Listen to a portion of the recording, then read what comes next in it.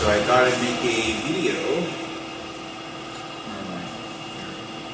shorts, and I've been here for about, I got here on the 17th, today's Thursday, so I've had 4 nights. The apartment's still empty, waiting for my desk to get here. I had a few items that arrived today here in St. Albans, Vermont. And I wanted to make this video just kind of how I'm feeling, some thoughts, so far what I've experienced. I'm a frequent smoker, so you're going to have to excuse me. I'm cutting down a little bit, but I like smoking, so it's just too stressful of a life. Since I've been here, it's not any different than any place that I go to with the surveillance that's going and the professional psychologist. I'm just pretty much going along with everything that's kind of going on. It's hard a lot of the times to get my mind off of the tragedies and how unfair at a magnitude this really was, with me being sick, being thrown to the streets, eating trash cans nearly, spit on, people pulling knives on me, fighting me, for no reason, just attacking me. I mean, I'm not kidding you. I mean, it still happens to this very day, all the fucking time. When I say all the time, at least probably aggressively, very aggressively, 2 to 3 times. But everyone approaches me and it as an enemy. It is everyone. The President of the United States, whether he has any control over it or things he does or calls it psychology, doesn't change the fact that how it is that people approach me when they're waiting in line, when they're charging at me, and they're just trying to intimidate me and control me like a slave or like a dog. The things that people say to me is very non-human. Very non-human. And it bothers me because no one watches the cameras. No one understands because I don't have anybody with me. I don't have a camera on my head or shoulder where I can show you exactly how these people are behaving, as I am a public enemy. But I roll along with everything that's going on. I walk around like a coward, scared in everything that I do. They can see that they know, everyone knows. I mean, everyone can tell that they can get me to do whatever they want. And the security that may be there, that may be watching the cameras, is to make sure that it doesn't go too far as someone raping me and taking me to their house and raping me. Because they have so much profound control with the electronic devices and how it's correlating my actions and everything that I do.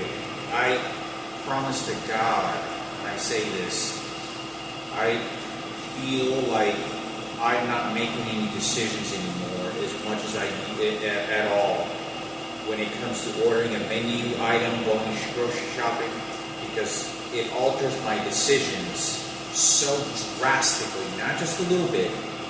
When I'm looking at something and the ingredients, whether I forget something and they shoot something into my head, whether I'm going to buy a cup or I'm going to get some toilet paper or a different kind of toilet paper, or I'm going to get some schoolwork. No one is explaining to what these people are doing to me. Nobody is. And it stays with me because that's how they want me to die, and I will die that way. Nothing of this, very little, will ever be told how torturous this really is. But I go along with it because I have no other life, no choice. And I just pray to God that there's something, and have to have faith. That's number one. My belief and everyone's belief will always be broken, but faith is always stronger because it's eternal. It's Lord Jesus, God, the church. But there's something that these people did wrong in, and we played drastically.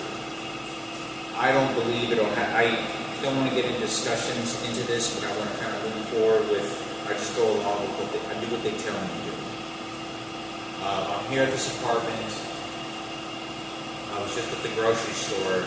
Somebody charged at me when I was at the register, and I can't express how kind I am, how polite I speak, how, excuse me, it is, people will shout out things at me that are so in profanity, or whisper things when they walk by me. That it happened like 4 times in the last 2 days, and I've been here for 4 days. I swear to God.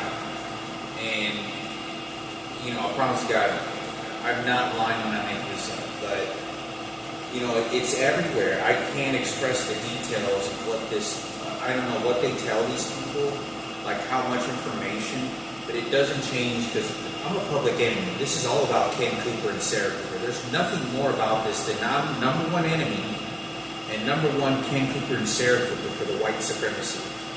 That's all it is. When they throw a black person in there, yeah, it does feel better because it's not so racist, but it still doesn't change because the black community is only doing this for 50 Cent and Barack Obama and to help Ken. They don't do nothing for me. They're not on my side. This isn't, nobody is.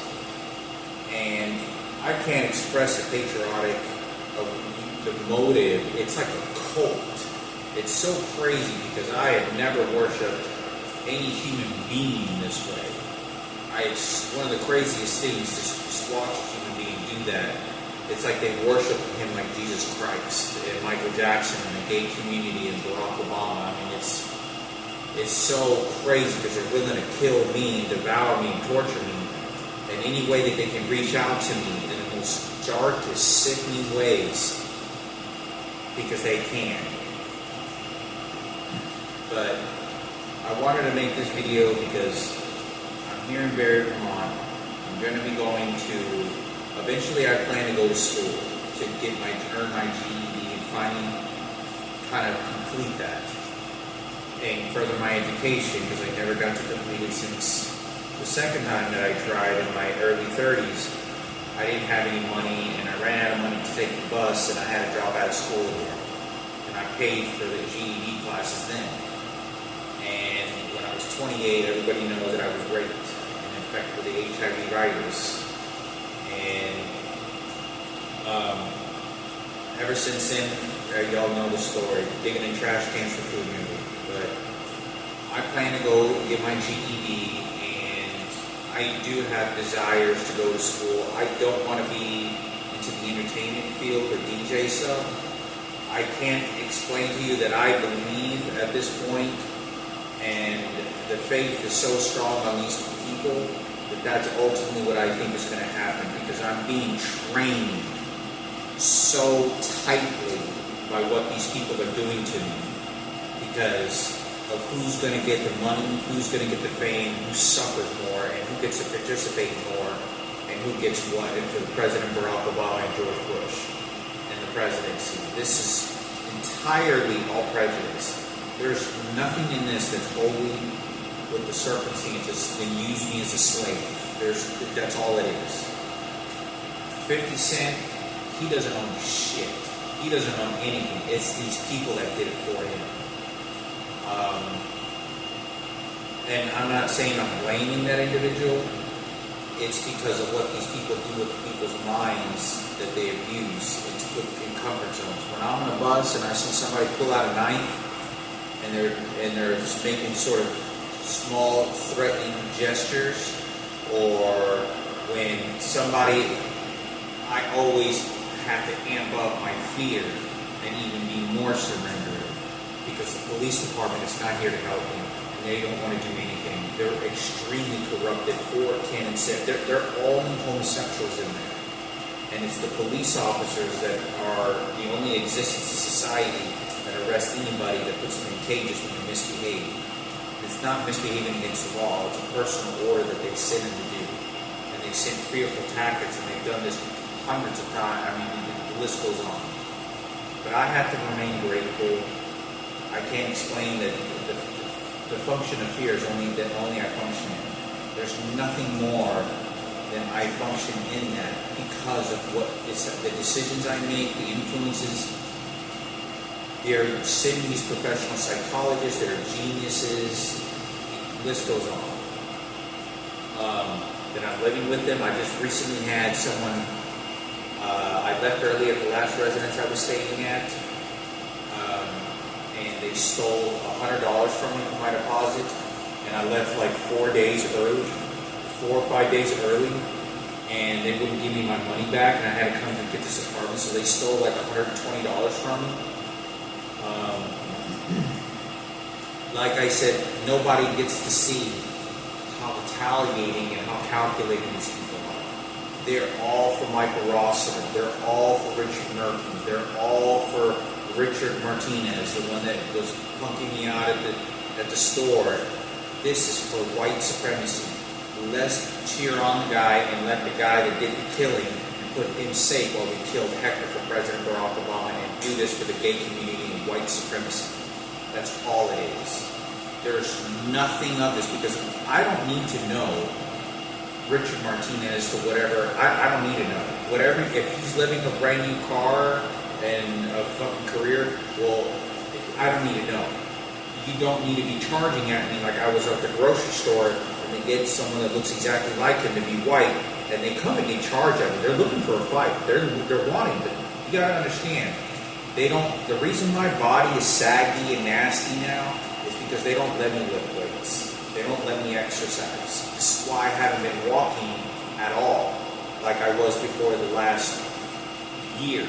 It's been now about close to 2 years, year and a half now, where I haven't not been able to go walk huge portion distances for exercise because they make me shit out of my ass so much that not only it becomes discomforting, it stops me in my tracks. I can't be running to the restroom every 20 minutes. They want to make me shit, and then I have to walk with a sore, loose asshole from them ripping my ass with these electronic devices, and I can't get the exercise that I need. This is just walking, and they know that I do it for exercise.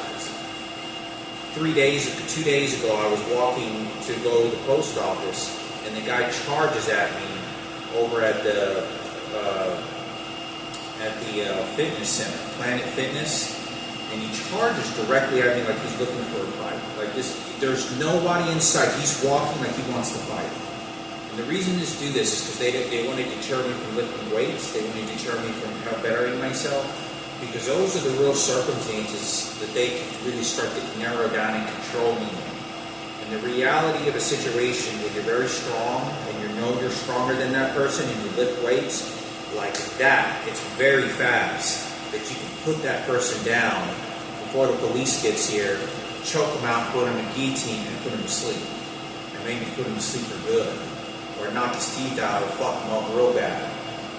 And given the ideas everyone's against me, there's a lot of people that will come at me and at one time. So even if somebody hit me in the face and I didn't even know who it was and punched me, I don't even know if I would be nervous to even want to hit him back because they'd have 3 or 4 or 5 guys around sitting around the corner. As soon as they fight, they'd attack me and protect white supremacy. And this is all about working with the police department.